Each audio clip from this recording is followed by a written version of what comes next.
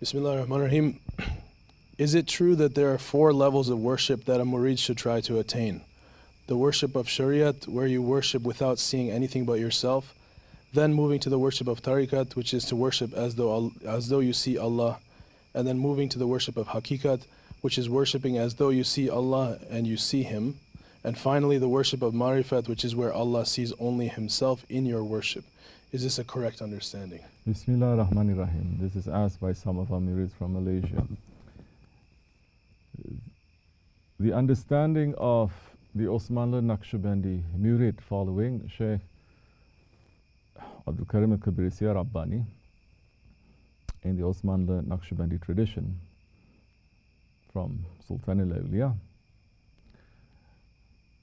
that we must worship behind our Shaykh. Full stop.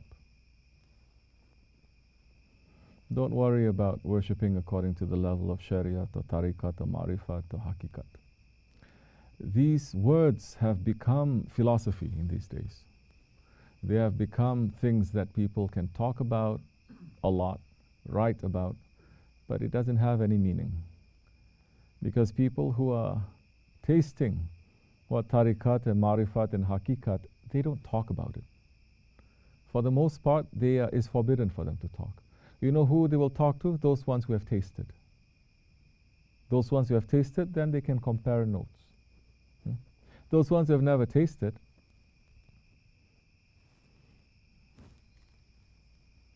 why talk about it? They will never taste it. They haven't tasted it. You cannot. So, what is this kind of questions? It is very philosophical. It is very tasawwuf book based.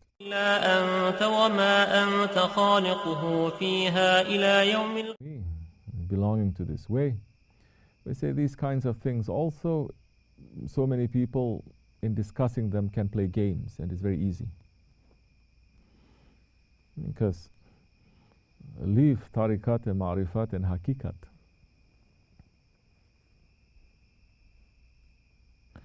If we ask, what is Islam? What is Islam? Majority cannot say. And those who have the answer, they say, I have not gone through it yet. I have not even gone through Islam. Much less so Marifat and Haqiqat and all this kind. This is the Naqshbandi way. Where is my dalil for this? Once Sultan al-Awliya, our Grand Shaykh, Abdullah, that he was in Hajj, and as you know, he did not even speak Arabic. He doesn't even speak Turkish. He speaks a very distinctive dialect, Kafkas area, Dagestan area. But all these big sheikhs and all these alims and ulama, they were coming around him, asking him to open up certain knowledges, and these knowledges they've never heard before, but they know it is true. So there are some things that's given to people. It is not through discussion, it is not through understanding also, it's given. So the Sultan al-Awliya, and at that time, he is the Sultan al-Awliya, the Sultan of all the saints, the one who is heading 124,000 saints, the one who is representing the Holy Prophet ﷺ on earth. How many murids did he have? A handful at that time, a handful. So it is not according to how many people are following you to tens of thousands. But we see today, those ones who have tens of thousands of people following them, with one blow, they fell down. Shaykh Abdullah Dagestani, he was in the Hajj, and there was this mahzub person who is, certain things are open to him from the heavenly stations, and their mind and their intellect and their bodies cannot take it, and something just short circuit a little bit, and they are always half witnessing the reality of this world. And this Mazhub is saying him, oh yeah, Shaykh. He says, are you a Muslim? As we said before, leave hakikat and marifat, Islam. These kinds of things, so many people don't like to hear because they enter into tariqat to be able to talk about these high level things. They don't like to talk about the very basics. They don't like to talk about foundation. Some people, they even look at Shaykh Maulana and Shaykh and his sohbat and they say, this is very low level sohbat, just talking about ego all the time, very low level.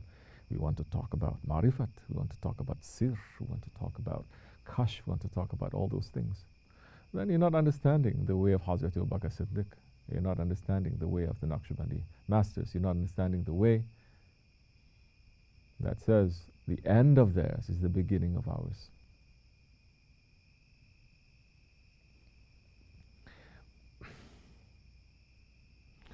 So, anyway, Shaykh Abdullah was in the Hajj, and this Mazhub came to him and says, oh Shaykh, are you a Muslim? And Shaykh Abdullah looked at him and says, oh my son, all my life I've been trying to answer that question, and I still haven't found the answer to that yet. Sultan al-Awliya is saying this to a Mazhub. The Mazhub started laughing, ha ha ha ha ha. He says, MashaAllah. He says, you are the only one, he's saying. You're the only one who understands, you're the only one who passed. I've asked this question to so many alims, so many shaykhs, so many grand shaykhs, so-called. And every one of them look at me with such hatred. Every one of them look at me with such misunderstanding. And they say, how dare you ask us that? We here in front of the Kaaba, you're asking if I'm Muslim? So many times I got beaten up. Because people are very offended by the question. But Shaykh Abdullah was speaking something that is true. Because what is Islam? The submission. The one who submits to the will of Allah. Have you entered through that door?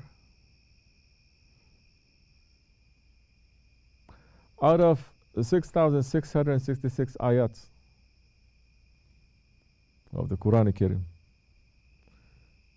from the ayats of power to the ayats of this to the ayats of that, to the Ismul Azam of Allah, Ismul Azam of the Prophet, there's so many things. It's there, yet the greatest zikr of Allah, it's nothing fancy. It's the most basic thing that we say. That someone who didn't know anything just entered into Islam says that ayat, and the one who's been all his life serving or worshipping at the arsh of Allah also says that ayat, and that is what? La ilaha illallah. It's endless. Out of the so many Ismul Azams, what is it that the Naqshbandi way is concentrating on? Allah, Allah, Allah.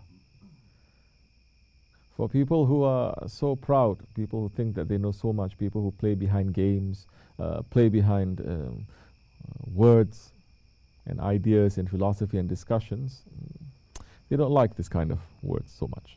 They say this is very basic. It's not basic. It is the most important. It is the foundation. So when you say what kind of namaz is there, what kind of salat is there, what kind of prayer that we do? For the Naqshbandi Murid, every kind of prayer that we do, should I say?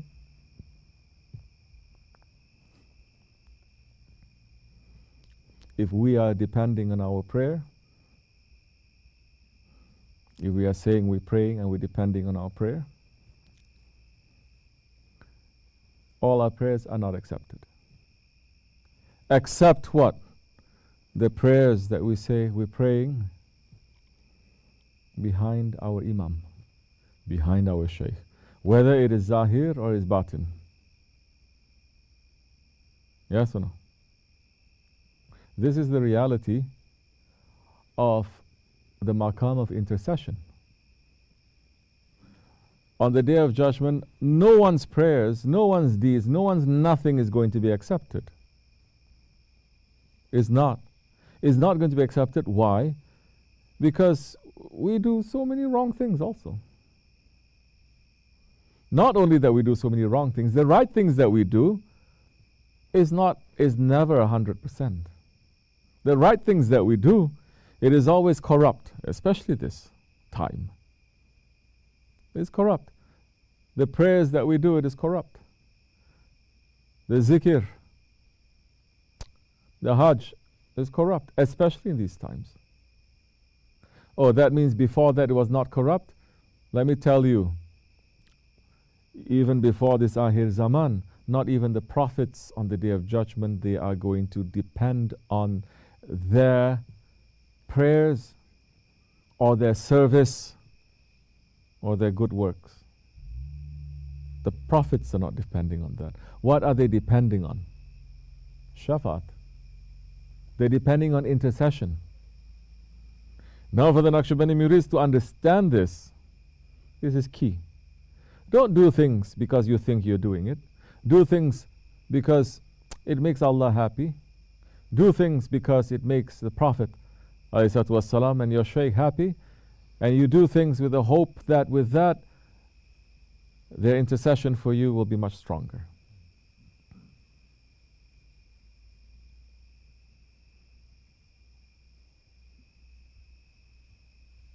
Then at that time you're not going to be too concerned about the different stations of prayer. Because no matter how much openings is given to you, even no matter how much mi'raj happens to you, which is BS anyway. No one is making mi'raj when they're making namaz. You see the carpet in front of you. But the Prophet ﷺ is saying for the believer that namaz is a mi'raj. You go to mi'raj.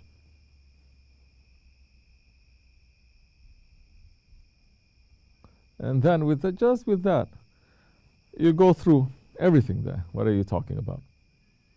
The Shariat and Tariqat, the Ma'rifat. You go through all of that when it is Miraj. And that Prophet ﷺ is saying the namaz for the believer is Miraj. But we don't make Miraj. Nobody does. Except for the friends of Allah. They are also not going to say, yes, I make Miraj. They will not say that. Because never they're doing anything that they're depending on themselves. So, the kind of prayer that you're asking me, what is the level of a murid of the Naqshbandi order? The prayer that is good and that is accepted is the prayer that you make behind your shaykh. Because your shaykh is not going to make prayer in front of Allah subhanahu wa ta'ala too. If you ask Wahhabi, they say, yeah, I'm making prayer in front of Allah. But not even the saints, they're going to say that. They're going to say, I make a prayer behind my shaykh. And that one's going to say, behind my shaykh, behind my shaykh, behind the Prophet ﷺ. Only the Prophet ﷺ, in reality, he's making namaz to Allah, no? Beyond that, don't enter so much. Don't say, well, Allah is making namaz to you. Don't need to enter so much. That becomes a philosophy. You're not even understanding what it means to submit to your shaykh. How you can enter into the oceans of the prophetic reality. So, we hope by following our shaykh, following the awliya Allah,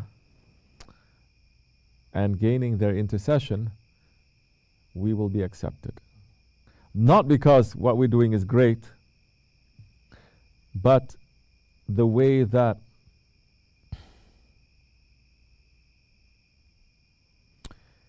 the shoes of the Prophet ﷺ, it is accepted on the throne and divine presence. We want to be the dust, the dirt underneath that shoe. But because it's stuck to that shoe, not because it's worth for nothing, it's stuck to that shoe and that shoe accepts that dirt, it will be anywhere. It is still dirt. Don't think it is something else. It is still. Don't think because you are dirt stuck behind the shoe, suddenly you become the sultan. You're not. None of us are.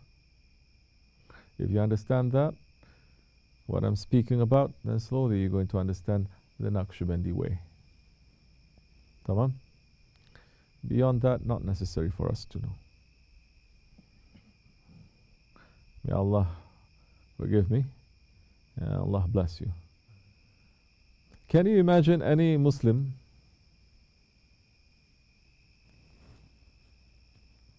that they say, we've reached to Allah, we don't need the Prophet? Can you say? I don't need the Prophet, I reached to Allah. Can we say? Wahhabis, they can say. They're out anyway. Can any Muslim, any Ahli Sunnah say that? If you say that, you are making a shirk. Why are you making shirk? Because Allah is commanding us to say that the kalima is La ilaha illallah Muhammad Rasulullah. If you cut that out and you say La ilaha illallah, La ilaha illallah, me, I'm saying La ilaha illallah, that's another big mess of a shirk you're making there. Because say there's nothing, there's no one, there's nothing to worship, there's no ilah but Allah, then what are you? You're saying there. What are you doing there? What are you doing there? But when we say La ilaha illallah, it is not to say illallah, it is to say La first, La ilaha. Let illallah to settle itself. Illallah is there whether we are there or not, whether we understand or not. For our work, our job is to say La to that ilah. This is the Naqshbandi way. To say no to that idol, always to break that idol, break that idol. So,